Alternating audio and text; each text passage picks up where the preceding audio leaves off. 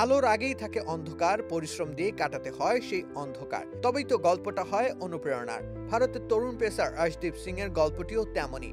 ঘাম, কৃতজ্ঞতা আর নিরলস পরিশ্রমে গড়া এক যাত্রাপথ।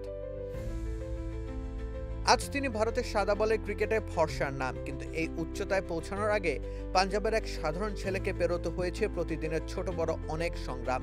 কখনো মায়ের স্কুটারে করে কোচিংয়ে যাওয়া, কখনো ঠাসা বাসে ঝুলে যাত্রা, আর শেষ পর্যন্ত এক পুরনো সাইকেল, যা বদলে দিয়েছে তার জীবন। হাসতে হাসতেই তিনি বলেছিলেন, আমার মা প্রতিদিন আমাকে কোচিংয়ে নিয়ে যেতেন স্কুটারে করে। স্কুল আর একাডেমি ছিল আলাদা জায়গায়। মা লাঞ্চ বক্স সহ আমাকে এক জায়গা থেকে অন্য জায়গায় নিয়ে যেতেন, আবার প্র্যাকটিস শেষে বাড়ি ফিরিয়ে দিতেন। তখন সবকিছুই ছিল খুব সাধারণ। আর এটা ওইটা না, কাপড় ধোয়ার একটাই সলিউশন, চাকা অল-ইন-ওয়ান। কিন্তু বড় হতে হতে সেই পথ হয়ে উঠেছিল কঠিন। বললেন, বাড়ি একটু দূরে চলে যাওয়ায় বাসে যাওয়া শুরু করি। 15 কিলোমিটার পথ। অনেক সময় ঝুলে ঝুলে যেতাম। ভাবতাম, যদি পড়ে যাই তাহলে কি হবে। শীতে তো আরো ভয়াবহ অবস্থা। সিট পাওয়া মানেই ভাগ্য। তখনই বললাম, একটা সাইকেল চাই, অন্তত নিজের একটা সিট থাকবে।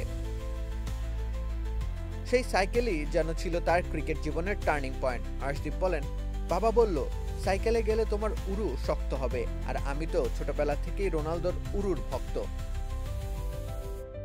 হাসতে হাসতে যোগ করেন, প্রতিদিন 28 থেকে 30 কিলোমিটার সাইকেল চালাতাম। তখন রাস্তায় গাড়ি বাইকের সঙ্গে রেস করতাম মনে মনে। ওদের আগে পৌঁছাতে না পারলে মনে হতো আজ উইকেট পাবো না। এই মানসিকতাই আজও তাকে চালিত করে প্রতিযোগিতা, উন্নতি আর সেই একই প্রক্রিয়ার পুনরাবৃত্তি। আর্শদীপের বাবা নিজেও একসময় ভালো ক্রিকেটার ছিলেন। এখনো কর্পোরেট ক্রিকেট খেলেন উইকেন্ডে। ছেলের সঙ্গে তার সম্পর্ক এক বন্ধুত্বপূর্ণ প্রতিযোগিতার। আর্শদীপ বলেন, বাবা খেলতে যাওয়ার আগে নিজের পারফরমেন্স পাঠিয়ে দেয়। 4 ওভার বল করে 19 রান 2 উইকেট। এবার দেখবো তুমি কি করো। হাসতে হাসতে আর্শদীপ বলেন, আর আমি যদি ম্যাচে রান খাই তাহলে সঙ্গে সঙ্গে বাবার মেসেজ, ওই ওয়াইড ইয়র্কারটা কে দেবে। আমি জানি ব্যাটসম্যান মাঝখানে অপেক্ষা করছিল।